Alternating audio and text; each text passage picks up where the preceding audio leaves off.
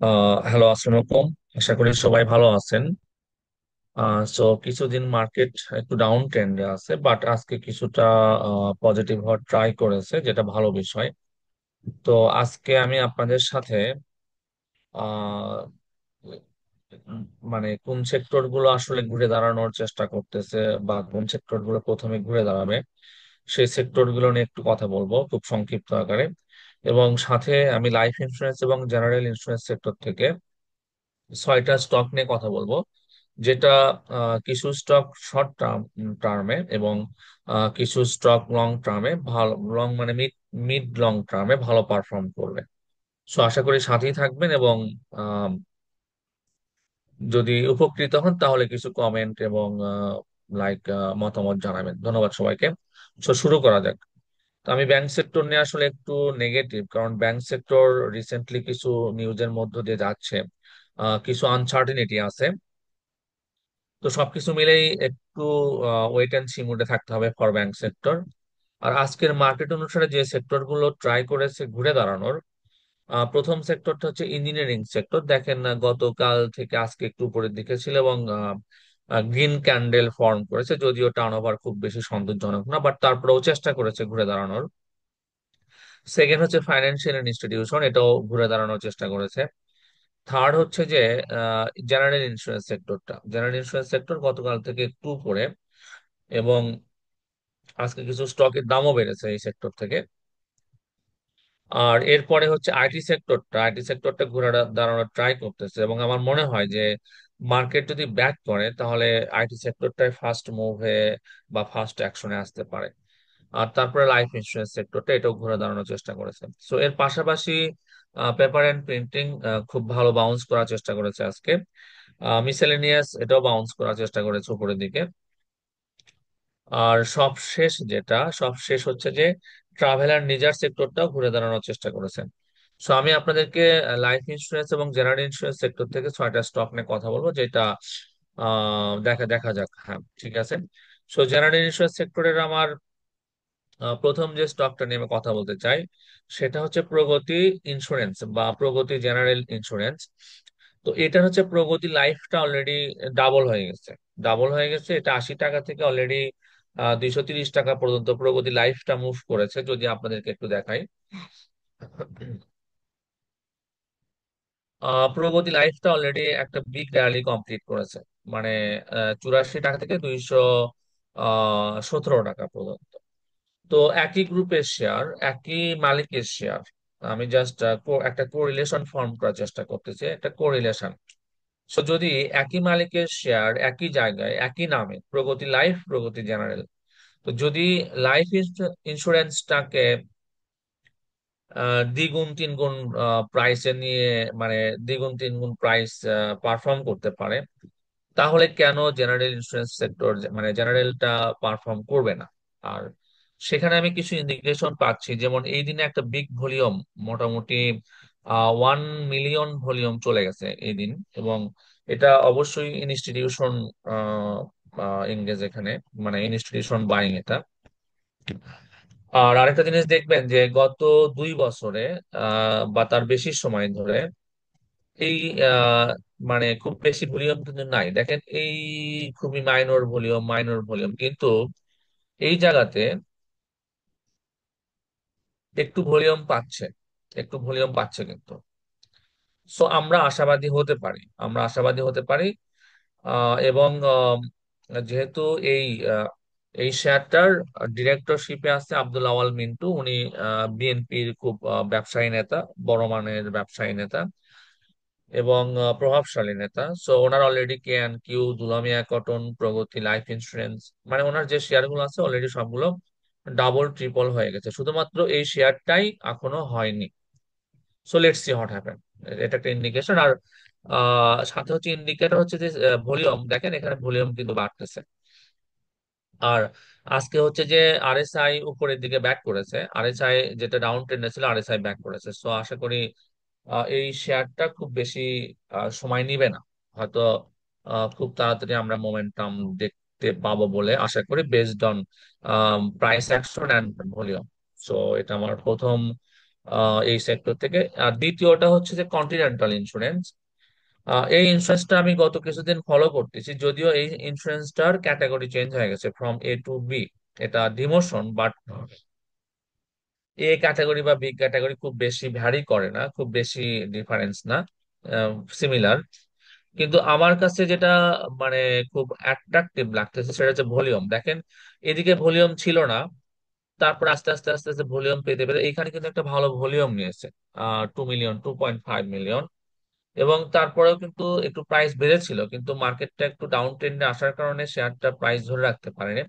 কিন্তু মার্কেটটা একটু পজিটিভ হলেই, মানে একটু আপ ট্রেন্ডে যাওয়া শুরু করলেই এই শেয়ারটা, এই জেনারেল ইন্স্যুরেন্স সেক্টর থেকে মানে খুব ফাস্ট মুভ করবে। তো আশা করা যায় খুব ফাস্ট মুভ করবে।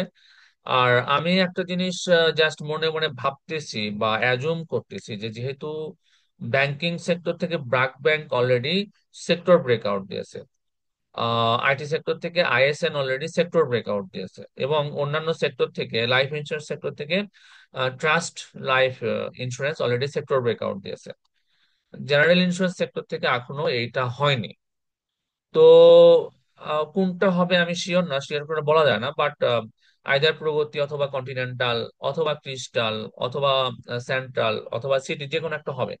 সেক্টর ব্রেকআউট অবশ্যই হবে। তো একটু খেয়াল রাখবেন। তো আমি সেক্টর ব্রেকআউট যে শেয়ার গুলো আমি এক্সপেক্ট করতেছি তার ভিতরে আমি এই কন্টিনেন্টালটাকেও খুব মানে হাইলি পোটেনশিয়াল আমার কাছে মনে হচ্ছে, বিকজ এইখানে একটা, এই কদিন এখানে খুব আমি স্মার্ট মানির একটা ইয়ে পেয়েছি আর ইন্ডিকেশন পেয়েছি। তো এই শেয়ারটা এখানে তো স্মার্ট মানি ছিল, মানে স্লোলি ছিল। আহ মানে এই জায়গাতে স্মার্ট মানি স্লোলি ছিল, কিন্তু এই জায়গাতে স্মার্ট মানি খুব অ্যাগ্রেসিভ ছিল। তারপরে প্রাইসটা একটু কমে গেছে, আবার হয়তো চলে আসবে। সো আমি এই কারণে এই কন্টিনেন্টাল ইন্স্যুরেন্সটা নিয়ে খুবই আশাবাদী যে হয়তো আম, মানে মার্কেটটা একটু আপ ট্রেন্ডে আসলে এই শেয়ারটা খুব ফাস্ট মুভ করার সম্ভাবনা আছে, based on price and volume. এখন আপনারা দেখতে পারেন, অ্যানালাইসিস করতে পারেন। এটা আরএসআই অলরেডি ঘুরে দাঁড়ানোর চেষ্টা করতেছে, বিকজ গত 2 দিন খুব বেশি দাম কমেনি। আরএসআই ঘুরে দাঁড়ানোর চেষ্টা করতেছে। সো দেখা যাক কি হয়, আশা করি ভালো কিছু হবে ইনশাল্লাহ। আর এরপরে আমি আরেকটা, এই সেক্টর থেকে আরেকটা ইন্স্যুরেন্স নিয়ে কথা বলবো, সেটা হচ্ছে রিলায়েন্স ইন্স্যুরেন্স।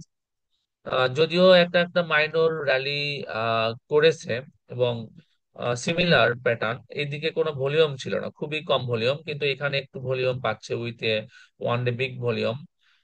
সাথে কিছু প্রাইস ইয়ে ছিল, এবং শেয়ারটা গত 2 দিন কিন্তু কমেনি। মানে এবার যেমন 300 পয়েন্ট মার্কেট পড়ে গেল, যে অন্যান্য শেয়ার যেমন কমেছে, এই শেয়ারটা খুব বেশি কমেনি, প্রাইসটা ধরে রেখেছিল। আর সিমিলারলি এটাও আইএসআই ব্যাক করার চেষ্টা করতেছে উইথ ভলিউম। আর হচ্ছে যে ইন্স্যুরেন্স সেক্টর থেকে যে ইন্স্যুরেন্স গুলো, যে ইন্স্যুরেন্সটা সবচেয়ে বেশি ফান্ডামেন্টালি স্ট্রং, তো সেখানে আমি রিলায়েন্সটা হচ্ছে নাম্বার 1। নাম্বার 1 রিলায়েন্স, বিকজ আগে যেটা ছিল গ্রিন ডেল্টা, কিন্তু এখন রিলায়েন্স ইন্স্যুরেন্সটা ফান্ডামেন্টালি খুবই স্ট্রং। কারণ এই শেয়ারটা প্রতি বছর ভালো ডিভিডেন্ড দেয়। এই যে 15 15 15 লাস্ট ইয়ারে 30% ডিভিডেন্ড দিচ্ছে, যেটা ইন্স্যুরেন্স সেক্টরের হাইস্ট ডিভিডেন্ড। এত 30% ক্যাশ কেউ দেয় না। 2 কোয়ার্টার ইপিএস 5.39। তো যদি 4 কোয়ার্টার ধরি, অ্যাভারেজ মানে 10 10 আর কথা। আর গত বছর 9 টাকা 9 টাকা 12 পয়সা ছিল ইপিএস, আর এনএভি হচ্ছে যে 69 টাকা। সো এটার পি রেশিও খুবই কম, বিকজ ইপিএস ভালো, so P around 5। So insurance সেক্টরের অন্যান্য ইন্স্যুরেন্স গুলোর পি 15 20 25, যেখানে সেখানে এটার পি মাত্র 5। তো যদি 10ও হয়, যদি পি রেশিও আমরা 10ও কনসিডার করি বেসড অন ফান্ডামেন্টাল, তাহলে শেয়ারটার প্রাইস 100 টাকা হওয়ার কথা, based on like low P. এখন কেমন করবে এটা ডিপেন্ড করবে। প্রতি বছর আর্নিং গ্রোথ দেখেন, 5 5 5 6 6 9, মানে আর্নিং গ্রোথ কিন্তু হিউজ হিউজ আর্নিং গ্রোথ। আর সাথে ইনস্টিটিউশন একটা পার্সেন্টেজ আছে, ডিরেক্টর পার্সেন্টেজ অনেক বেশি, 64%, আর public percentage 31%। So this can be on good item for mid long term investment. যেটা ইমিডিয়েটলি মুভ করবে এমনটা না, বাট মিড লং টার্মে এই শেয়ারটা ভালো পারফর্ম করবে। আর যারা ডিভিডেন্ড খেতে পছন্দ করেন, যারা শেয়ার কিনা ডিভিডেন্ড খেতে পছন্দ করেন, কারণ 30% মানে এই শেয়ারটা প্রতিটা শেয়ার 3 টাকা করে ডিভিডেন্ড দেয়, তো এবারও হয়তো দিবে। তো 3 টাকা যদি ডিভিডেন্ড দেয়, আপনি যদি 1 লাখ শেয়ার কিনে রাখেন, তার মানে 3 লাখ টাকা, এবং এর মধ্যে ক্যাপিটাল গেইন হবে। সো ফর যারা ডিভিডেন্ড খেতে পছন্দ করেন এবং ফান্ডামেন্টাল শেয়ারে একটু মিড লং টার্মের জন্য পজিশন নিয়ে রাখতে পছন্দ করেন, তাদের জন্য এটা একটা খুব ভালো ভালো স্টক হতে পারে। ওকে, এরপর আমি লাইফ ইন্স্যুরেন্স সেক্টর নিয়ে কথা বলবো। সো লাইফ ইন্স্যুরেন্স সেক্টরে আমার প্রথম চয়েস যেটা নাওয়াডেজ based on market movement, so সেটা হচ্ছে রূপালী লাইফ ইন্স্যুরেন্স। সো এটা আসলে যদিও 70 টাকা থেকে অলরেডি 121 টাকা পর্যন্ত উঠে একটু কারেকশন হয়েছে, বাট যদি ভলিউম দেখেন, তো এ এ কিন্তু ভালো ভলিউম নিচ্ছে। মার্কেট কিন্তু মার্কেট কিন্তু ডাউন, কিন্তু এই শেয়ারটা কিন্তু ভালো ভলিউম নিচ্ছে। সো প্রতিদিন ভলিউম ভালো। সো এই অনুসারে, এবং এখানে একটা রেসিস্টেন্স ছিল, ব্রেক করে আবার ব্যাক করেছে। আর এটা গত বছর 200 টাকা পর্যন্ত উঠেছিল আর কি, এবং তার আগে এটা 251 টাকা পর্যন্ত উঠেছিল। 251 টাকা পর্যন্ত উঠেছিল। সো রিসেন্ট পাস্ট হিস্ট্রি ভালো। সো মার্কেট ডাউনের কারণে কমে এসেছিল, 67 টাকা পর্যন্ত এসেছিল নিয়ে, বাট 67 টাকা দুইবার এসেছিল। 70 টাকা পর্যন্ত ধরতে পারা, মানে নেওয়া যেত। নিয়ে সেই সময় তো টাকা ছিল না। তো এখন অনেকের কাছে টাকা আছে বা অনেক শেয়ারে প্রফিট আছে। সো রূপালী লাইফ ইন্স্যুরেন্স ভলিউম ভালো, আরএসআই পজিটিভ সিগন্যাল দিচ্ছে, আর ম্যাকডি হিস্টোগ্রামও ছোট হয়ে আসতেছে, মানে গ্রিনের দিকে আসতেছে। So one of the good item from life insurance sector. আর এরপর একটা হচ্ছে ডেল্টা লাইফ। এই লাইফটা হচ্ছে যে আমি এই এই শেয়ারের প্রাইস আমি 14,000 22,000 টাকা পর্যন্ত দেখেছি। এই ডেল্টা লাইফের প্রাইস আমি নিজে 22,000 টাকা পর্যন্ত দেখেছি 2008 সালে। এখন কত শো করতেছে এদিকে আমি একটু দেখতে পারি আমরা। সো এইটা হচ্ছে যে 2022 সালে এই শেয়ারটা জেড ক্যাটাগরিতে ছিল, কারণ তাদের মানে ডিভিডেন্টের কিছু সমস্যা ছিল, ম্যানেজমেন্টের কিছু সমস্যা ছিল। সো 2000 এই সময় তারা আসলে একটা মানে বিশাল ডিভিডেন্ড দেয়, মানে 600-700% বোনাস দেয়। 22,000 টাকা পর্যন্ত প্রাইস ছিল, 600-700% বোনাস দিয়ে তারপরে আসলে শেয়ারটার প্রাইস কমে আসে। কিন্তু আমি নিজে শেয়ারটা 22,000 টাকা পর্যন্ত দেখেছি।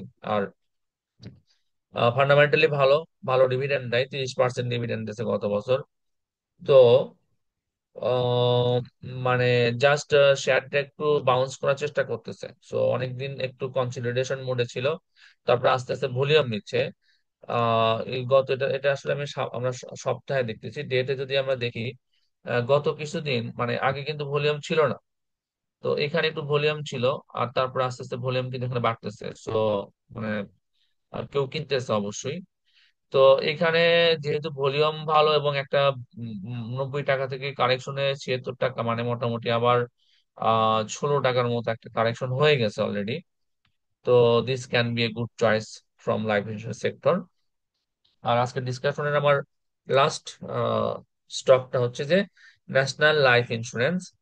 এই স্টকটা লাইফ ইন্স্যুরেন্স সেক্টরের ফান্ডামেন্টালি সবচাইতে স্ট্রং শেয়ার লাইফ ইন্স্যুরেন্স সেক্টরে।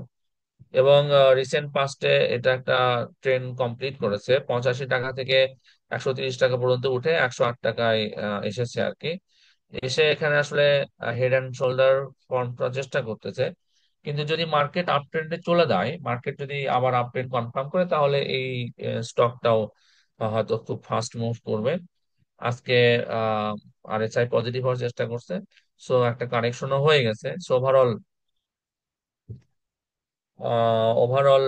হয়তো লাইক আশা করা যায় স্টকটাও লাইফ ইন্স্যুরেন্স সেক্টর থেকে ফান্ডামেন্টালি খুবই স্ট্রং। যদি একটু ফান্ডামেন্টাল দেখতে চান, আমি যদি আপনার একটু ফান্ডামেন্টাল দেখাই,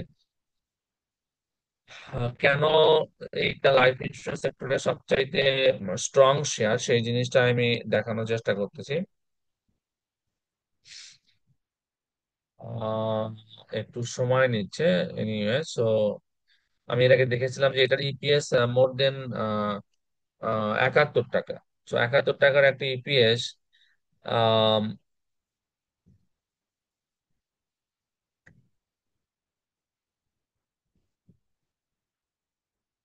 তার মানে যে প্রাইস আছে এখনো P 1.2 বা 1.3, তো অবশ্যই পি রেশিও 5-6 এটা আসা উচিত।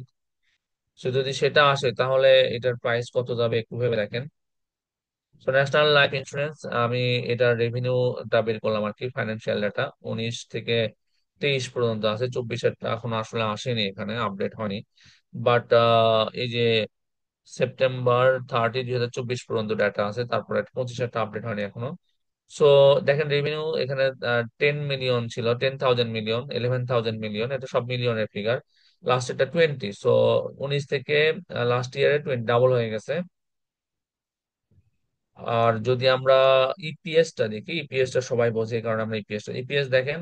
সো এটার ইপিএস টা হচ্ছে যে 25 ছিল, 25, 31, 39, 42, 50, এই বছরে 71, ইপিএস 71। এই স্টক এক্সচেঞ্জে 71টাকে ইপিএস এর শেয়ার খুবই কম আছে, এবং ডিভিডেন্ডও ভালো দেয়।